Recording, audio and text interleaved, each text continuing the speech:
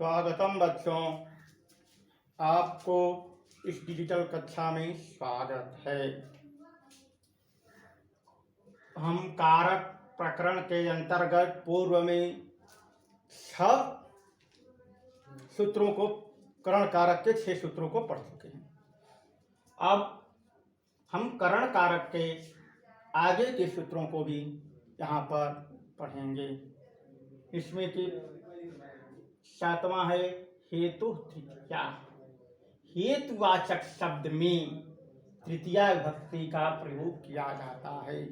जहाँ पर कुछ हेतु हो उस शब्द के साथ हम तृतीया विभक्ति का प्रयोग करते हैं। जैसे पुण्येन हरिदृष्टः, यहाँ पर ईश्वर के दिखाई पड़ने का कारक कौन, हेतु कौन है? पुण्य है, इसलिए पुण्य में तृतीया विभक्ति का प्रयोग किया गया है। विद्या यशः वर्धति, विद्या से यश की वृद्धि होती है।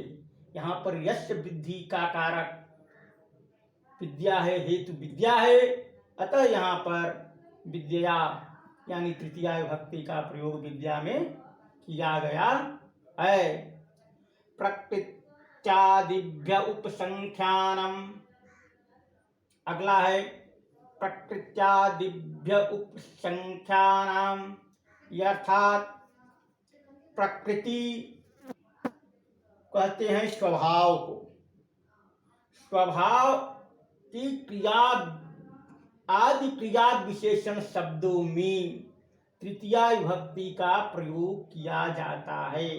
यदि किसी के स्वभाव का जहाँ पर स्थिति हो, उस स्वभाव वाची शब्द में तृतीया विभक्ति का प्रयोग किया जाता है।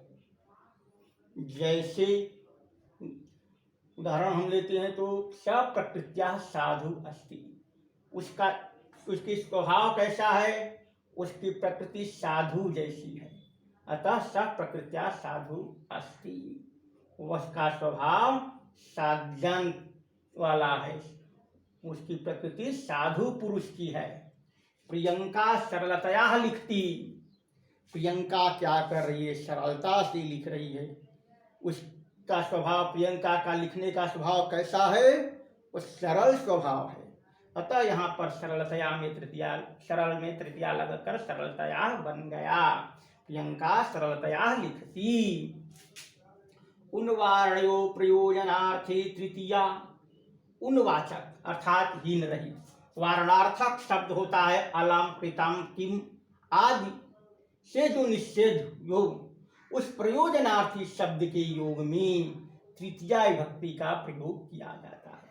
उन्वाचक शब्द और वारणार्थक शब्द जिसमें कि अलम कृतम किम आदि से निषेध युक्त हो, उस प्रयोजनार्थी शब्द के योग में तृतीया का प्रयोग किया जाता है। जैसे सह धनीन हीनम अस्ति, वह धन से हीन है। उसकी हीनता का अर्थ क्या है? कि वह धनहीन है, गरीब है। असा धने नहीं ना, इसमें धन में तृतीया विभक्ति, हीनता का स्त्रोतक धन है, इसीलिए धन में तृतीया विभक्ति लगकर धनीन बन गया। अहम विवाद अलम विवादेन,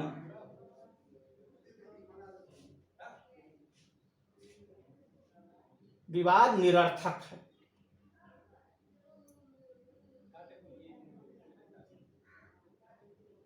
अर्थात विवाद से कुछ अर्थ नहीं, इसलिए इसमें विवाद में तृतीया विभक्ति का प्रयोग हुआ है। एकेन ऊनम, एक कम, यहाँ पर भी कम हो रहा है, इसीलिए एक कम दिखा रहा है। इसमें एक लगा, गर्वेण शून्य, वह घमंड से शून्य है, घमंड से रहित है। अगर घमंड युक्त होता तो वहां पर गर्वेण नहीं लगता, लेकिन वो घमंड से शून्य है, इसीलिए यहाँ पर गर्व में गर्वेण होकर के तृतीया लग करके गर्वेण शून्य बना। तुल्यार्थी तुल्योपमाम्याम तृतीया, किसी के साथ यदि हम तुलना करें, ये जाने के अर्थ में जो शब्द प्रयुक्त किए जाते हैं, किसी के साथ यदि हम किसी की तुलना करते हैं तो उस तुल्यवाची शब्द में जिसके साथ हम उसकी तुलना करते हैं उसमें तृतीया विभक्ति का प्रयोग होता है। अर्थात किसी के साथ तुलना किए जाने के अर्थ में जो शब्द प्रयुक्त किए जाते हैं उसमें तृतीया विभक्ति होती है। यदि हम किसी के साथ तुलना करते हैं तो जिसके साथ हम तुलना कर रहे हैं उसमें तृतीया विभक्ति का प्रयोग किया जाता है।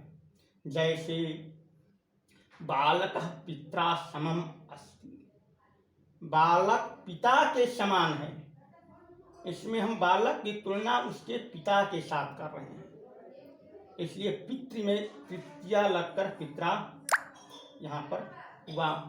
सीतायाः मुखम चंद्रेण तुल्यम अस्ति, यहाँ पर सीता की मुख की तुलना हम चंद्रमा से कर रहे हैं।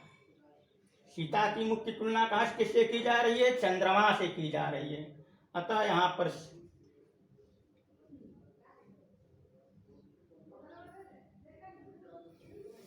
चंद्रमा में तृतीया लगकर चंद्रेण बना।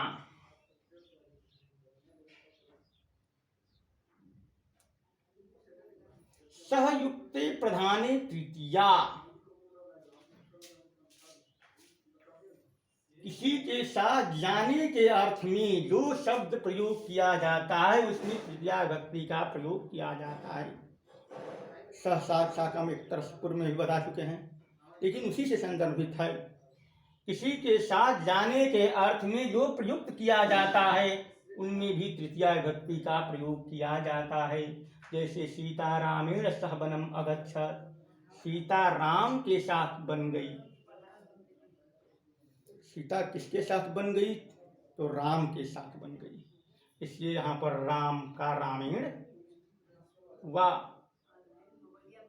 आज बस इतना ही, धन्यवाद।